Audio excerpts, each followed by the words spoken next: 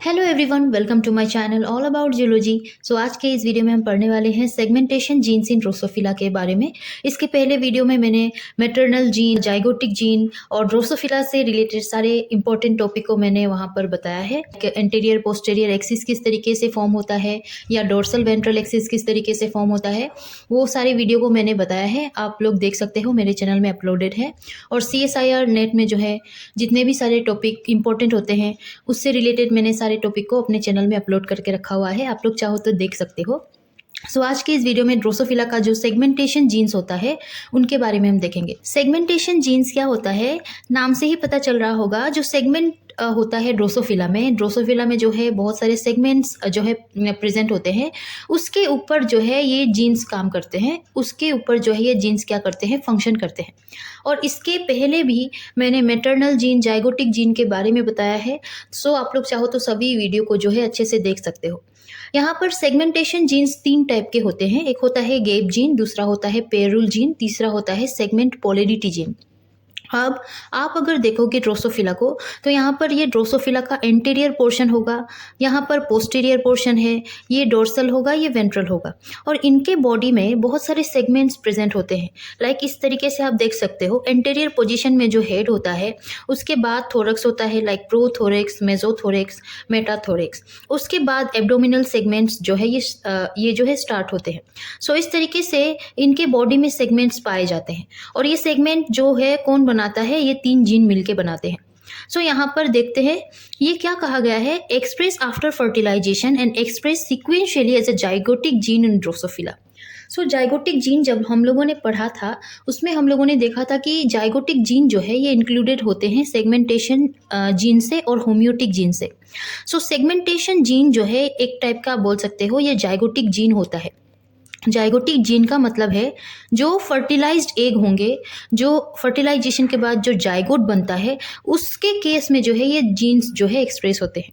ठीक है। और यहाँ पर जो है फर्स्ट जीन जो होगा वो होगा गेप जीन। ठीक है। Expression of segmentation gene is sequential होता है, मतलब सीक्वेंस फॉर्म में ये सारे जो है एक्सप्रेस होते हैं। लाइक आप देखो यहाँ पर पहला होता है मैटरनल जीन, जो अनफर्टिलाइज्ड एग के केस में ही प्रेजेंट होता है, मतलब अनफर्टिलाइज्ड एग से ही जो है वो प्रेजेंट होते हैं।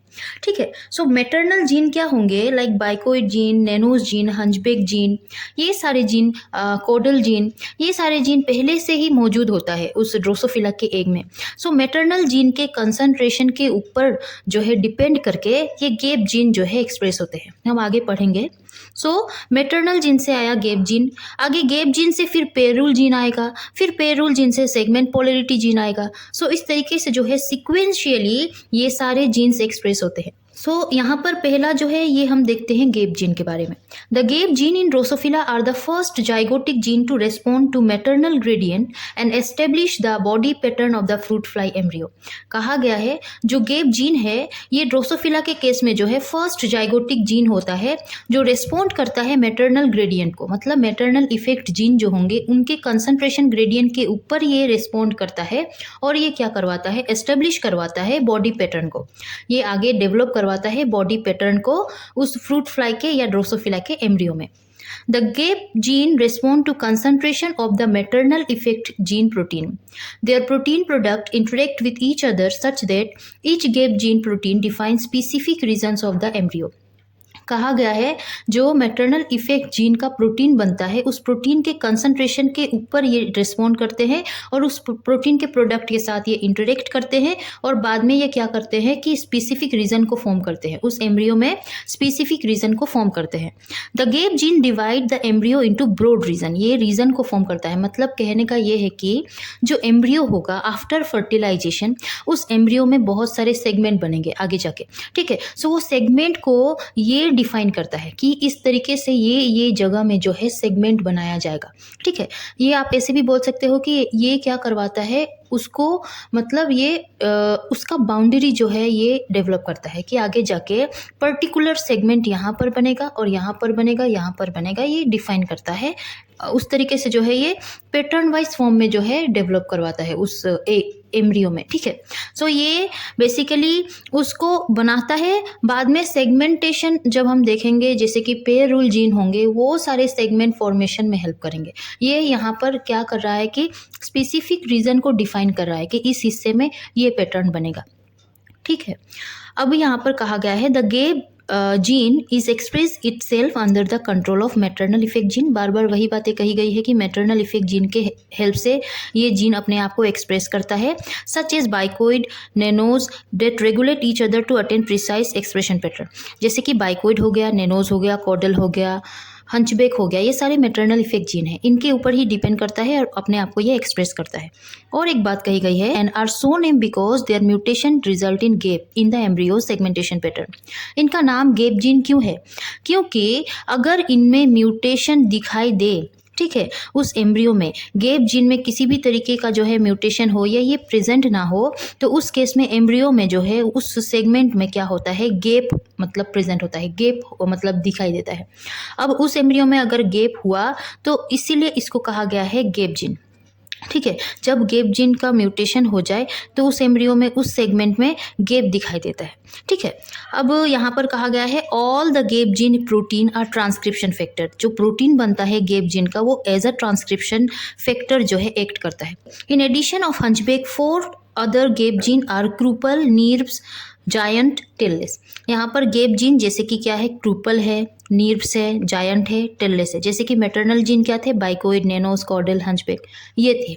गैप जीन क्या होगा, क्रूपल होगा, नीर्व होगा, जायंट होगा, टेललेस होगा। ये सारे गैप जीन का जो है नाम होता है। यहाँ पर देखो आप किस तरीके से एक्सप्रेस होता है एम्ब्रियो में ये सारे जीन। यहाँ पर क्या है, पहले तो हंचबेक जो मैटरनल इफेक्ट जीन होंगे वो होंगे एज अ हंचबेक यहाँ पर दिया गया है।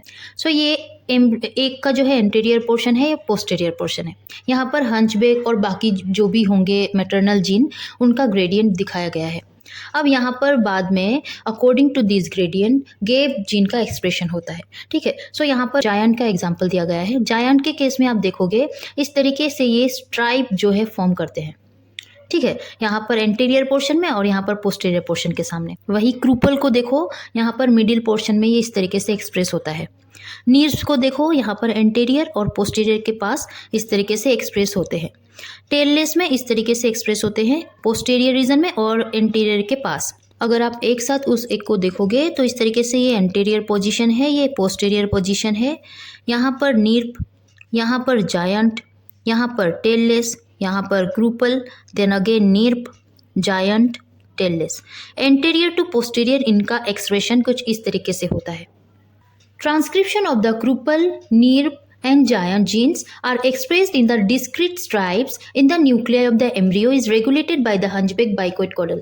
एक ही बात को बार बार कही गई है कि हंचबेक, बाइकोइड, कोडल ये सारे मैटरनल इफेक्ट जीन के हेल्प से ही ये क्रूपल, नीर्व, जायंट जो है ये डिस्क्रीट फॉर्म में, स्ट्राइप्ड फॉर्म में जो है उस न्यूक्लियाई में प्रेजेंट होते हैं, अपने आप को एक्सप्रेस करते हैं, ठीक है। और ये रेगुलेट करता है हंचबेक, बाइकोइड, कॉडल ये सारे maternal gene. The identities of the gap gene expressed in a particular nucleus depends on the relative concentration of the gradient protein and hence on the position of the nucleus along the anterior posterior. Same ही बात कही गई है, मतलब anterior to posterior ये अपना जो है एक्सप्रेशन शो करते हैं। अब हम देखते हैं किस तरीके से ये मैटरनल जीन जो हंचबेक होगा, बाइकोइड, कॉडल होगा, ये सारे जो है रेगुलेट करवाते हैं इस गैप जीन को, ठीक है। सो बेसिकली कहा गया है high level of bicoid and hunchback induce the expression of giant, while where hunchback and bicoid decreases the Krupal transcription appears।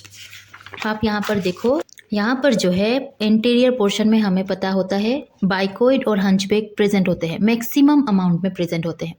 सो यहाँ पर कहा गया है जो जायंट है और जो नीर्व है, जायंट के केस में यहाँ पर हाई अमाउंट ऑफ बाइकोइड और हंचबेक प्रेजेंट होंगे, तभी इसको ये इंड्यूस करवा रहे हैं कि जायंट यहाँ पर फॉर्म हुआ है। कहने का मतलब ये है जायंट जो है ये इंड्यूस्ड किया गया है बाइकोइड और हंचबेक के द्वारा, तभी ये एंटीरियर पोर्शन में इस तरीके से एक्सप्रेस हो पा रहा है। वही क्रूपल के केस में आप देखोगे यहाँ पर जब बाइकोइड और हंचबेक का अमाउंट डिक्रीज हुआ है, मतलब हम जानते हैं बाइकोइड और हंचबैक इस एंटीरियर पोर्शन में मैक्सिमम अमाउंट में प्रेजेंट होते हैं, मैक्सिमम कंसंट्रेशन होता है, ठीक है। और बाद में ये धीरे धीरे इस तरीके से यहाँ पर जब आएंगे, उस बाइकोइड और हंचबैक के बारे में मैं बोल रही हूँ, अगर वो यहाँ पर आएंगे तो उनका कंसंट्रेशन कम होता जाएगा। सो इस केस में यहाँ पर कहीं ना कहीं बाइकोइड और हंचबैक का अमाउंट डिक्रीज हुआ है, तभी ये क्रूपल एक्सप्रेस हो पा रहा है। सो हम ये कह सकते हैं जायंट तब एक्सप्रेस होता है एंटीरियर पोजीशन में या पोर्शन में, जब हंचबैक और बाइकोइड का जो है एक्सप्रेशन होता है और मैक्सिमम अमाउंट में होता है, और वो रेगुलेट करवाता है, हंचबैक और बाइकोइड रेगुलेट करवाते हैं जायंट के एक्सप्रेशन को। वही जब हंचबैक और बाइकोइड का जो कंसंट्रेशन है वो डिक्रीज होने लगता है, तब क्रूपल एक्सप्रेस हो पाता है। ये हम यहाँ से कह सकते हैं। नंबर 2 में दिया गया है high level of hunchback prevent the transcription of posterior gap gene knirps and giant in the anterior part of the embryo. So यहाँ पर ये जो हाई अमाउंट ऑफ बाइकोइड और जो हंचबैक होंगे, ये कहीं ना कहीं इस नीर्प और इस जायंट को यहाँ इंड्यूस नहीं करवा पा रहे हैं, मतलब ये नेगेटिव इफेक्ट डाल रहे हैं इस नीर्प और जायंट के पास कि यहाँ पर वो एक्सप्रेस ना करे। इस केस में जायंट को, ये इस तरफ की बात कर रही हूँ, एंटीरियर पोर्शन की तरफ की बात कर रही हूँ, यहाँ पर हंचबैक और बाइकोइड जायंट को इंड्यूस करवा रहे थे, तभी ये यहाँ पर एक्सप्रेस हो पा रहा है। वही ये पोस्टेरियर वाले नीर्प और जायंट की बात अगर करूँ तो हंचबैक का रोल नहीं है यहाँ पर, हंचबैक जो है इनको इंड्यूस नहीं करवा पा रहा होगा, इसीलिए ये नीर्प और जायंट इस तरफ नहीं एक्सप्रेस हो पा रहे हैं, ठीक है। यहाँ पर हो सकता है इस पोस्टीरियर वाले का ज़्यादा मतलब रोल होगा, नेनोज और आप बोल सकते हो कॉडल का जो है एक्सप्रेशन हो रहा होगा, जिससे नेनोज और कॉडल इसको इंड्यूस करवा रहे होंगे, क्योंकि नेनोज और कॉडल का कंसंट्रेशन इस तरफ बहुत ज़्यादा होता है। सो कहीं ना कहीं नेनोज और कॉडल इस नीर्प और इस जायंट को जो है इंड्यूस करवा रहे होंगे, इसीलिए जो है ये नीर्प और ये जायंट इस तरफ मतलब एक्सप्रेस हो पा रहे हैं और इस तरफ नहीं हो पा रहे हैं। थर्ड जो है दिया गया है kruppel is regulated by 5 regulatory protein as bicoid, hunchback, tailless, knirps, giant. So यहाँ पर क्रूपल जो है आप देखोगे, यहाँ पर बाइकोइड, यहाँ से बाइकोइड होगा, हंचबैक होगा, नीर्प होगा, जायंट होगा, टेल, ये पांचों मिलके इसको जो है कहीं ना कहीं रेगुलेट करवा रहे हैं, तभी ये यहाँ पर जो है एक्सप्रेस हो पा रहा है, ठीक है। ना ही ये यहाँ पर हो सकता है, ना ही ये यहाँ पर एक्सप्रेस हो रहा है। आप यहाँ से ये भी बोल सकते हो कि कहीं ना कहीं कॉडल, नेनोज, जायंट, टेललेस और जो नीर्प है यहाँ से रेगुलेट करवा रहे हैं, ये भी बोल सकते हो, ठीक है। नहीं तो आप ये भी बोल सकते हो कि कहीं ना कहीं ये बाइकोइड और हंचबैक इसको मतलब इनहिबिट कर रहे हैं कि ये जो है ये क्रूपल जो है यहाँ पर एक्सप्रेस ना हो।